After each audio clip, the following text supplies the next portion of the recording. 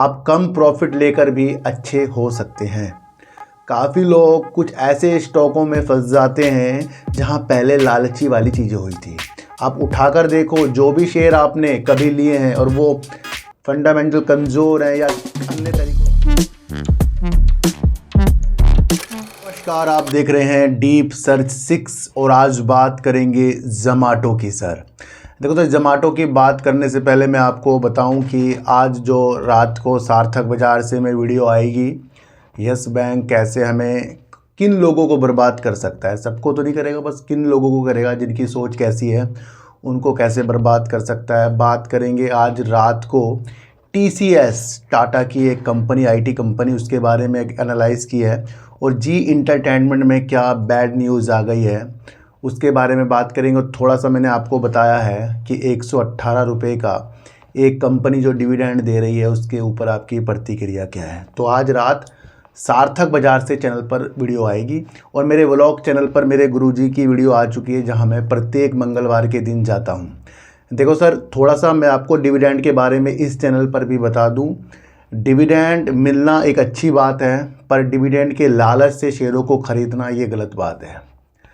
आप उस कंपनी से डिविडेंड लेंगे तो बहुत अच्छी भांति अच्छे होते जाएंगे जहां आपका विषय लॉन्ग टर्म का है, और शॉर्ट टर्म में अगर आप डिविडेंड के चक्कर में किसी शेयरों को ले रहे हैं और वो इतना ज़्यादा डिविडेंड हो तो वहाँ पर लाजमी कभी रेट कम हुए तो वहाँ पर हम ट्रैप भी हो सकते हैं।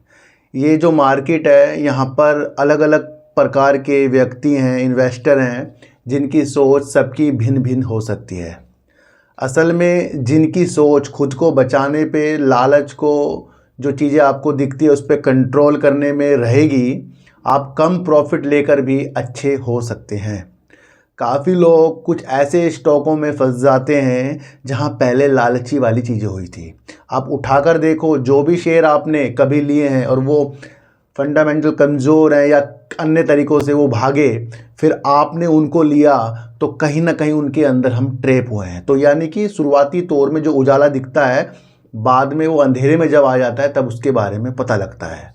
तो शेयर मार्केट वो है, अगर डिविडेंड के लालच से किसी शेयर को आप ले रहे हो, वहाँ पर ये अपनी मौजूदगी को थोड़ा सा हमें संभालना पड़ेगा कि जिस शेयर के अंदर अभी तक के हमें कुछ नहीं पता था, उसके अंदर कुछ यूट्यूबरों ने वीडियो बनाई, 118 रुपये करीब का डिविडेंड है, और वो तब है जब उनको वो काम की वजह से डिविडेंड नहीं है, अन्य किसी वजह से वो डिविडेंड दे रहे हैं, जो उनकी कोई प्रॉपर्टी थी, कुछ काम था उनका ना, उसकी वजह से चीज़ें हुई हैं। तो उन चीज़ों को भी आपको समझना पड़ेगा। तो डिविडेंड मिलता है, अच्छी बात है, पर डिविडेंड के लालच में अपनी पूंजी को लगाना वो एक मेरे हिसाब से गलत हो सकता है। तो इसलिए संभलिए, क्योंकि यहाँ अलग अलग प्रकार से ट्रैप वाली चीज़ें होती हैं, उनको जो समझता जाएगा वो आगे ही बढ़ता जाएगा। तो आज की वीडियो आपके लिए बहुत इंपॉर्टेंट है, सार्थक बाज़ार से में कृपया देख लेना। TCS पे मेरी पहली ही वीडियो है, तो उसको भी आप अपनी दृष्टि दे सकते हैं। तो डिविडेंड आपको समझ में आ गया। देखो सर, एक चीज़ मैं आपको और बताऊं, ज़ोमैटो जो है आजकल 1-2 महीने से बहुत फोकस में है, क्योंकि ज़ोमैटो ने अच्छी तेज़ी के संकेत भी दिए हैं। Q4 का रिजल्ट हर एक कंपनी के लिए इस बार महत्वपूर्ण हो सकता है, अगर उस दौरान वो अपनी चीज़ों को अच्छा प्रदर्शित करके जाए। सबसे पहले ज़ोमैटो के अगर हम टारगेट ही देख लें तो ICICI सिक्योरिटीज़ ने करीब 300 रुपये के टारगेट, और JM फाइनेंशियल सर्विसेज ने करीब हमें 260 रुपये के टारगेट, और UBS एक ब्रोकरेज फर्म है, उसने टारगेट 250 रुपये के दिए हैं। तो ये 3 टारगेट हमारे सामने आ गए, 250 रुपये का, 260 का और 300 रुपये का।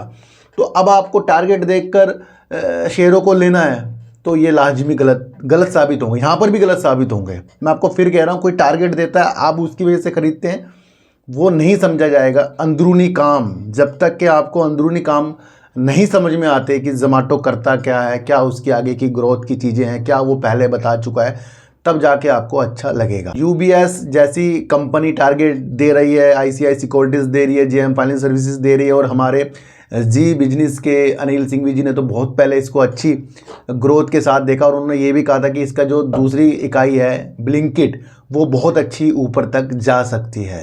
तो हमें हर एक तरफ दृष्टि रखनी है, कौन क्या क्या बोलता है उसकी एनालाइज करनी है, और उसकी एनालाइज को सोचकर अपनी एनालाइज को बढ़ाना है। अब आज ज़ोमैटो की बात करना विशेष तौर पर थोड़े से टॉपिक पर है, क्योंकि जो भी कंपनी वर्क करेगी वो अपने बारे में उसको बताएगी, विस्तार से बताएगी। तो ज़ोमैटो के मुख्य अधिकारी जो हैं दीपेंद्र गोयल जी, उन्होंने एक सोशल मीडिया पर अपना बयान दिया, ट्वीट किया। उस माध्यम से मैं आपको आज ज़ोमैटो समझाऊंगा। देखो सर, आप अभी तक ज़ोमैटो से कुछ मंगाते हैं तो वो आप अपने लिए, अपने घर के सदस्यों के लिए, ये क्या होता है, छोटा मोटा एक ऑर्डर होता है हमारा, पिज़्ज़ा मंगा लिया, कुछ खाने को मंगा लिया, तो वो एक घर तक सीमित है। पर कभी कभी आपने देखा होगा कि आपको ज़रूरत पड़ जाती है कि भाई आपके घर में बर्थडे पार्टी है और आपको 20, 30, 40, 50 लोगों, 60 लोगों तक का खाना चाहिए, और एक कैटरिंग चीज़ें हो जाती है कि भाई किसी कैटरिंग वाले से बना लें या खुद ही बनाएं, तो उसमें समस्या सी चीज़ें आएंगी भाई, है ना, ये आपको समझना है। तो जब भी हमारे घर में कोई प्रोग्राम होगा, यानी कि उसके बारे में तो हमें 1-2 हफ्ते पहले ही पता होगा ना, तो हम उस दौरान भी कुछ चीज़ें बुक कर सकते हैं।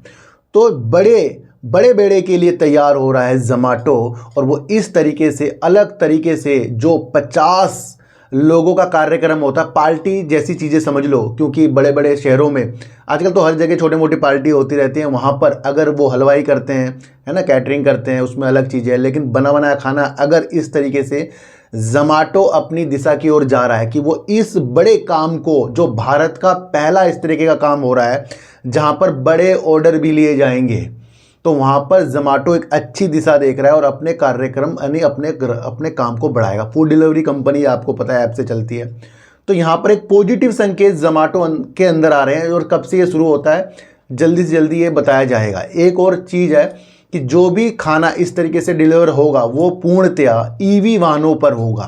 तो यहाँ से एक स्वच्छ चीज़ों का भी ध्यान ज़ोमैटो की तरफ से रखा जा रहा है। आपको समझ में आया सर? जैसे हम ऑर्डर करते हैं तो अपने लिए कर रहे हैं, अपने घर वालों के लिए, अपने बच्चों के लिए कर रहे हैं, पर कभी कभी आपके घर में पार्टी हो जाए, और संभव है कि भारत में पार्टियों में तो अलग ही दिशा है भाई, कभी भी किसी नाम की पार्टियाँ हो जाती हैं, तो उनके खाने की चीज़ें के लिए अगर इस तरीके से ज़ोमैटो वर्क करेगा, आपको कैसा लग रहा है इसका ये बिजनेस? वैसे भी बिजनेस इसका पहला है और अब ये इस चीज़ों की ओर है, तो क्या होगा, ये दायरा इसका बढ़ेगा। तो इस संकेतों के साथ आपको ज़ोमैटो की तरफ, देखो सर, मेरा कोई भी मकसद शेयरों को खरीदवाने बिकवाने का बिल्कुल भी नहीं रहेगा, मैं आपको बता दूं, बल्कि वो चीज़ें समझनी है जो न्यूज़ आ रही है। मैं न्यूज़ ही आपको बताता हूं और उसको अलग ढंग से बताता हूं ताकि हमारे माइंड में आए।